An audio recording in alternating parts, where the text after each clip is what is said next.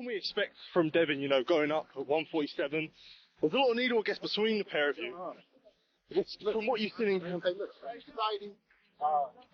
an exciting Devin Haney. Let's sit it right there. I just told you is that if you don't want to fight, then you don't want to fight. There's no clauses, there's no catches, there's no nothing.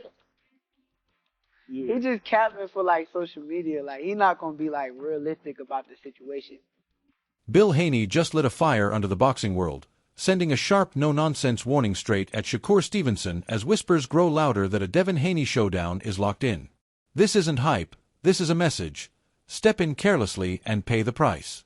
Bill is making it crystal clear that Devin isn't coming to box safe. He's coming to dominate, break rhythm, and test Shakur's heart under real pressure.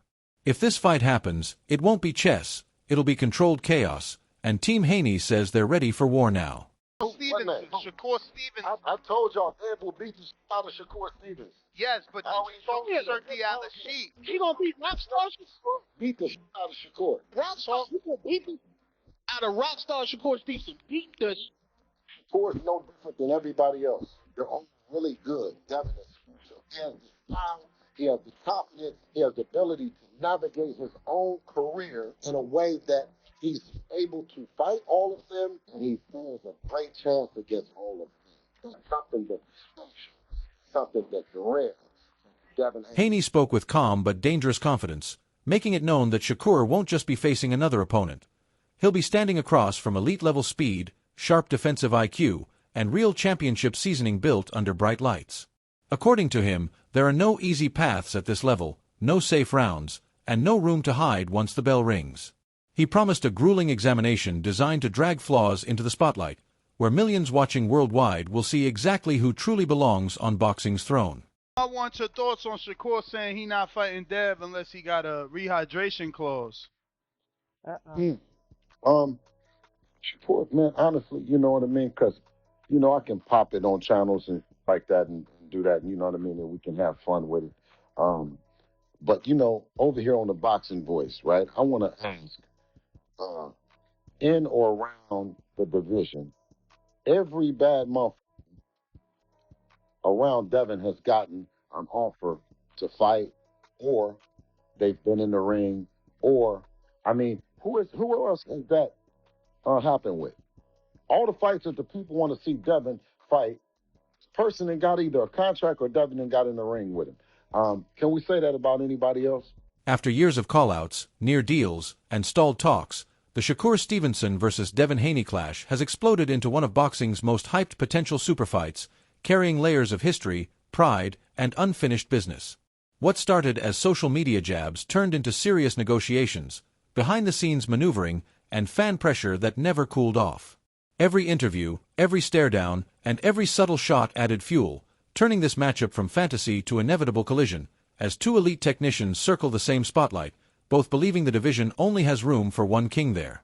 I think that, like, was that ever something that you wanted to consider, though? Like, because I think people say this narrative was like, yo, if you know you can beat him, just fight him. Yeah, but why would I fight this nigga for the least money that I could get when it's like, okay, cool, let's go through the WBC, because that's what I did that they're trying to ignore. They're going to ignore that whole part. I said, WBC, y'all do y'all job, enforce the fight, and we're going to do it that way. They gave him the deadline to figure out was he going to fight me or fight Regis. That man decided to move up. Yeah. But I really made the WBC do their job. That's what it really came down to. And whatever finish that they was going to offer, that's what it was going to be at the end of the day. So if they would have came back and said 75-25, I would have had no choice.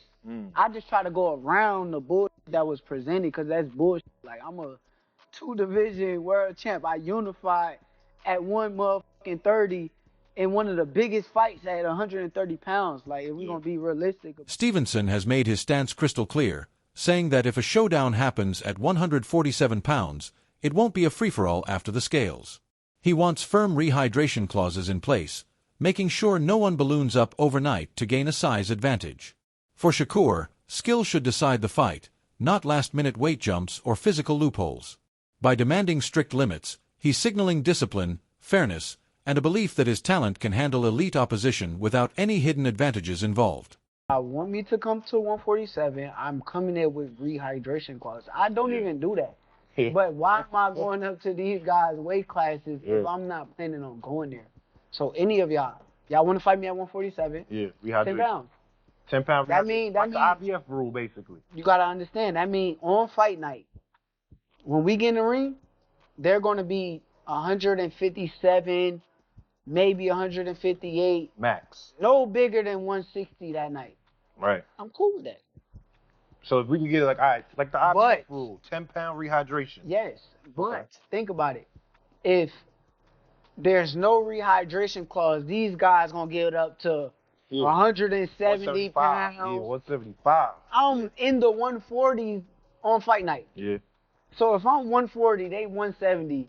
Bro, what am I in here wrestling around with these? Right. Come on. Bill Haney isn't budging when it comes to rehydration rules, drawing a hard line that Devin Haney won't be boxed in by post-weigh-in limits. From his perspective, champions prepare the right way and shouldn't be restricted by extra conditions once the scales are cleared. That stance instantly turns into a negotiating battlefield if Shakur Stevenson insists on a clause, because now it's not just about skill, it's about control, leverage, and who dictates the terms before the first punch is even thrown.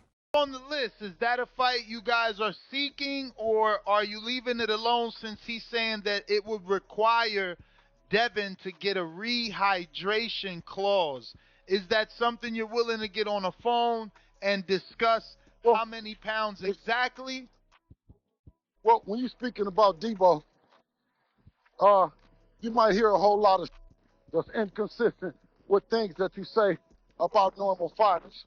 When you talk about a generational talent like Dev, you would expect those that are elite to look to have, to be on a level playing field.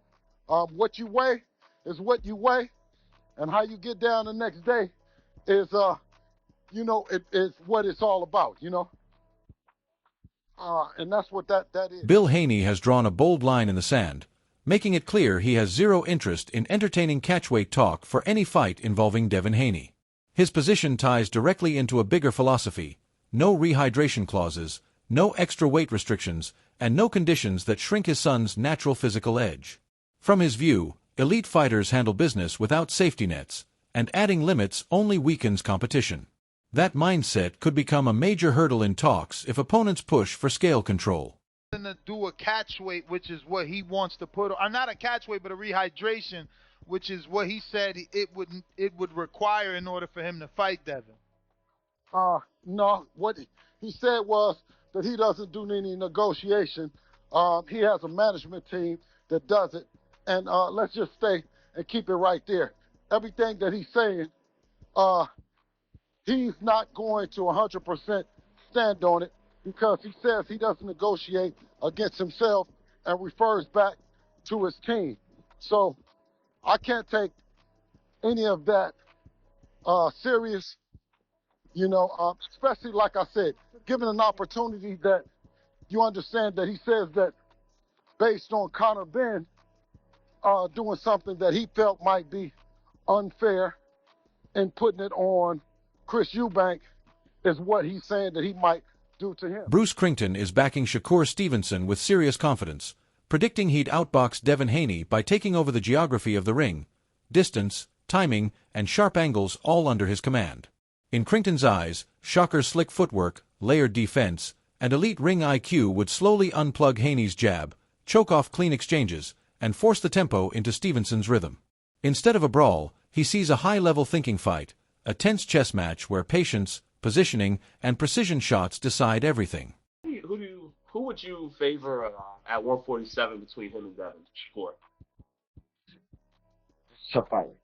I like both of those styles together, but I do think that Shakur is just more defensively sound and aware.